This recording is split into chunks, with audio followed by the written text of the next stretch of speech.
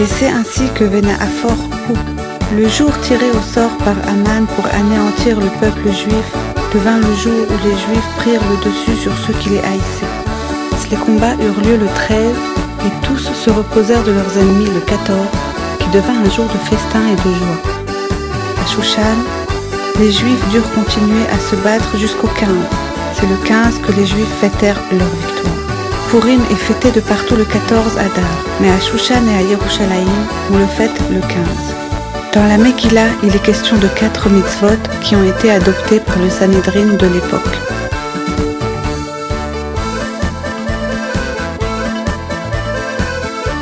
La première chose à faire à Purim, c'est d'aller écouter la Megillah.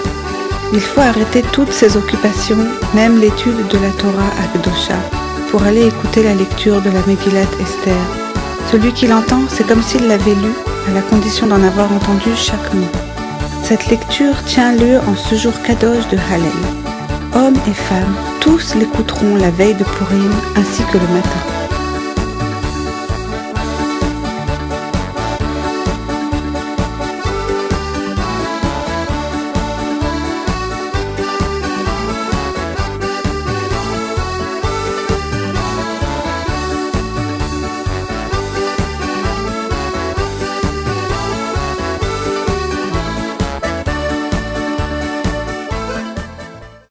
La seconde chose à faire, c'est l'envoi de dons aux pauvres, au moins à 2 personnes dans le besoin.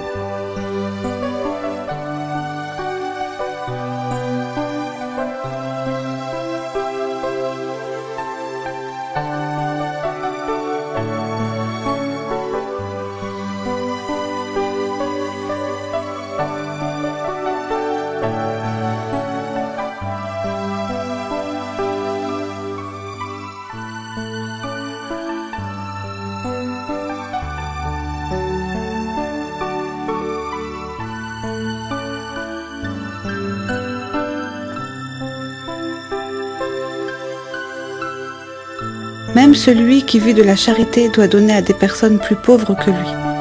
On peut donner ce qu'on veut, de la nourriture, des vêtements ou de l'argent. La mitzvah de Purim, c'est d'offrir des mishloach manot, des cadeaux que l'on mange, contenant au moins 2 mets différents et consommables de suite. On les présentera à 2 personnes au moins, de manière à les faire fondre de plaisir.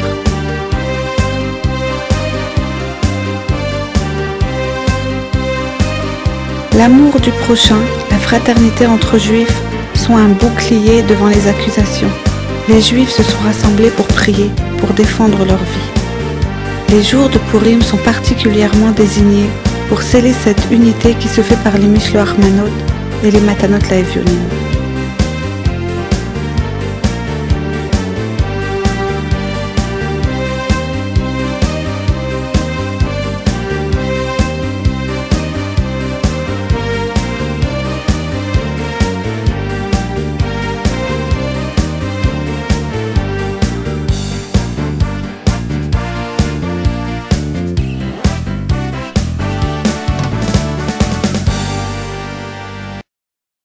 Quant à la 4e mitzvah, c'est le festin de Purim, un festin digne des rois, un festin de vin. Le vin a joué un rôle essentiel dans les événements de Purim. Tout commença par le festin qu'Achashverosh avait organisé, un festin où tous pouvaient boire à volonté un vin de son propre âge. Un festin où le roi Achashverosh, vêtu des vêtements du Kohen Gadol, voulut fêter son ascendance définitive sur tous les peuples, et surtout sur le peuple de Dieu. Festin au bout duquel la reine Vashti fut condamnée à mort par son royal époux qui avait trop bu et fut remplacé par Esther. À notre grande honte, les Juifs participèrent et profitèrent, ce qui provoqua le terrible décret de leur condamnation à mort.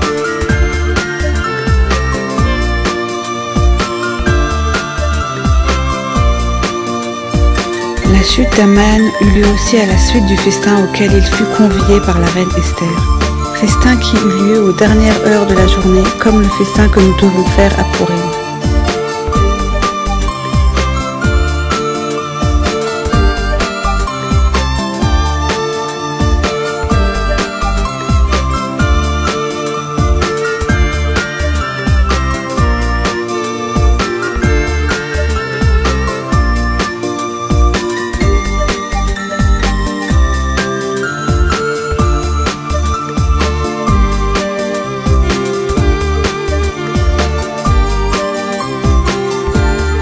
qu'il s'agisse d'une jouissance purement physique, ce repas nous élève à des degrés de spiritualité incomparables.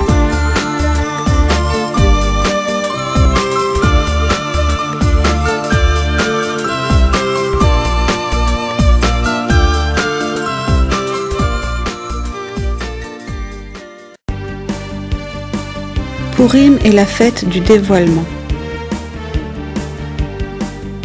Nous y sommes tenus d'abuser de vin. Celui qui boit du vin laisse percer ses mystères. Qui est qui? L'apparence est un masque. Pour connaître vraiment une personne, il faut l'écouter. Il faut être à l'écoute de ce qu'il aime. Quelles sont les valeurs qu'il revendique? Devant quoi s'efface-t-il?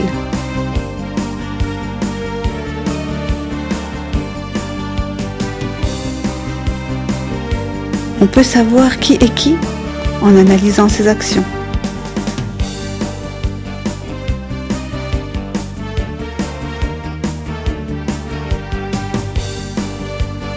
On se cache derrière nos actions. Et le plus intéressant, ce n'est pas de chercher à démasquer les autres, mais de se connaître soi-même. Achashvérosh, en fêtant une victoire totale sur les Juifs, veut être tout-puissant à la place du tout-puissant. S'il est plus fort que le peuple de Dieu, c'est qu'il a pensé vaincre Dieu lui-même. Dans toute la Megillah, le nom de Dieu ne figure pas une seule fois. Il semble absent. Or, la fin de l'histoire nous prouve qu'il est toujours présent et actif. C'est le maître de l'histoire. La réalité est cachée. À nous de la découvrir. Le rire de Pourim dépasse les limites de ce que nous connaissons. L'on comprend par ce miracle singulier que tout était joué d'avance, que le roi du monde est avec nous, même s'il semble être absent. Tout est toujours dirigé de main de maître. L'histoire est un message pour nous, à nous de le décrypter. En comprenant le rôle d'Hachem dans ce miracle, la peur du danger fut remplacée par une joie intense. Ainsi, en ouvrant les yeux sur l'amour qu'il nous porte, en étant tous ensemble, nous nous élevons. Cette unité est une partie de l'anéantissement du mal qu'il y aura à la fin des temps. Amour qui ne laisse place à aucune haine, à aucune imperfection. Et ainsi, quand le corps est empli d'intelligence du divin, qu'il ne cherche plus après des plaisirs passagers, seulement après la vérité éternelle, il sort gagnant de l'épreuve du vin. Des paroles de génie et de vérité sortent de lui. C'est la victoire totale sur le mal, où l'ambition désire atteindre l'arbre de la vie. Seule la bénédiction se déverse sur nous. Les Juifs acceptèrent la Torah en séjour de miracle plus profondément que le jour de Matan Torah. Dans la guerre contre Amalek, nous gagnons de nouvelles valeurs de Torah. Cette victoire est un avant-goût de la victoire totale et finale du bien sur le mal qu'il y aura à la fin des temps, qui suivra la disparition des forces d'Amalek. En attendant, cette victoire du bien se traduit déjà aujourd'hui lorsque le Juif boit à Pourim et qu'il ne sort de lui que des paroles de Torah.